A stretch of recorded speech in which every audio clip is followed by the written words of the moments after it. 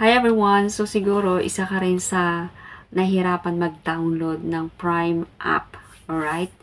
At hindi ito mahanap sa Play Store. So ako din, na-experience ko rin yan. Kahit anong search ko, hindi ko talaga mahanap sa Play Store. At ang laging lumalabas is, this app is not available in your country. So yun ang lumalabas. So kaya yun, napatanong si ate, nag-comment doon sa video ko about sa credit card. So, kaya, ayan, nagawa natin ng paraan kung paano ba ito ma-download. Okay, guys? Kasi, I don't know, guys, sa Samsung, so, I don't know sa Samsung kasi yung gamit ko is Vivo and Oppo. So, ayun. And sa iPhone naman, sigurado yan, meron yun. Yun. And yun. So, kaya, nag-research ako at ito pala yun. Ganito, nagpatulong talaga ako, guys. Kasi nga, sa dami na rin nagtatanong sa akin. Kasi wala talaga sa Play Store. Kahit anong search. Oh, kaya yun. Naghanap ako ng solusyon. Paano ba talaga? Alright, guys. So, ayan, sundan nyo lang itong video ko. At, ayun, napakadali. Very easy. Siguro mga 1 or 2 minutes. Depende sa bilis ng internet po ninyo. Okay guys, open natin ang ating Google. Yan. And then type natin yung Prime Credit.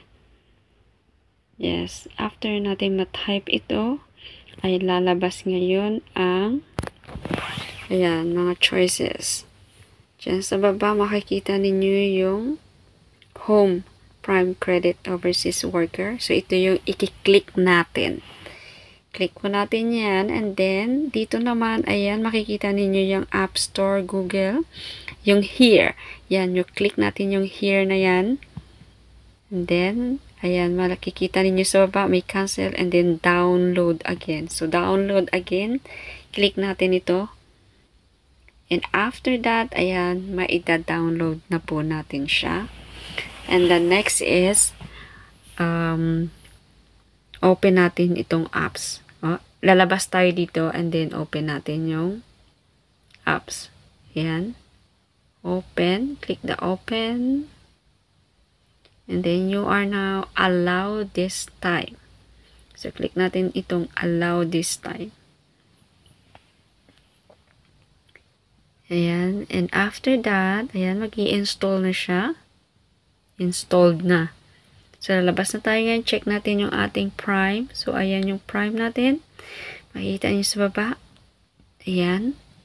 And the next step is, ayan, again, agree. Agree natin yan. And then, allow. And then, X natin itong tutorial. Hindi na natin kailangan yan. And then, ayan, magre-register naman tayo. I-register natin ito. Ating mobile phone. Yan. Ito.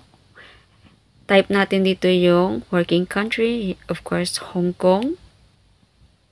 And then, fill up natin itong HK ID number, date of birth, and mobile phone number. So, after that, ayan, confirm natin. Yes. Click natin yung yes. And after natin maklik ang yes, may magsisend ng OTP ngayon sa ating phone number. And then, ita-type natin dito yung OTP number. And then, confirm. After natin ma-confirm, yan, gagawa tayo ng new password. And then, i-re-enter natin yung password. And after natin that, ma-fill out, and confirm natin. Confirm natin. And then, you are now registered, completed. So, ayun guys.